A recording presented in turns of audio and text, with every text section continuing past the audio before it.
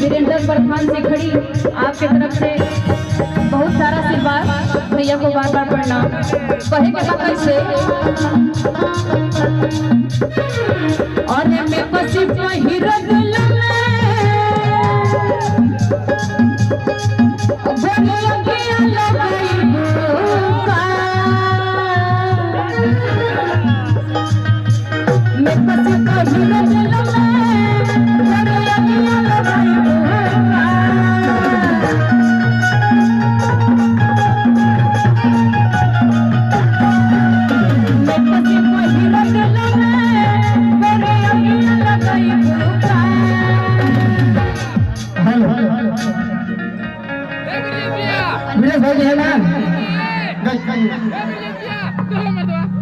हमारे बड़े भैया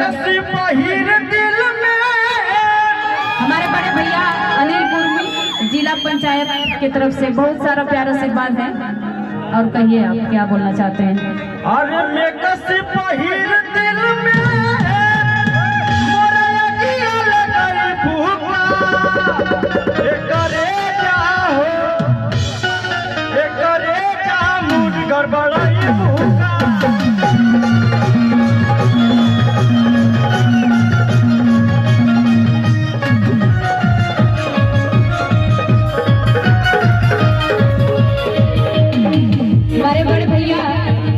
एक बार फिर से राजगाजीपुरी की तरफ से ढेर सारा आशीर्वाद है, भैया को फिर से प्रणाम। अब कहे के बाद कैसे केतनो बनाई रतिया चोई बनना रेंगला भीतर भीतर देख में बसे ना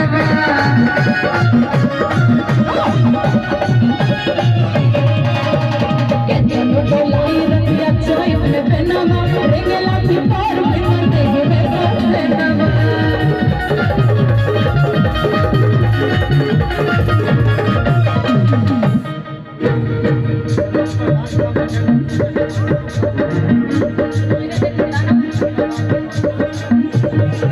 हमारे बड़े भैया वीरेंद्र प्रधान और अनिल कनौजिया जी, आप दोनों लोग की तरफ से वीरेंद्र प्रधान है और अनिल कनौजिया जिला पंचायत, आप लोग की तरफ से ढेर सारा आशीर्वाद है।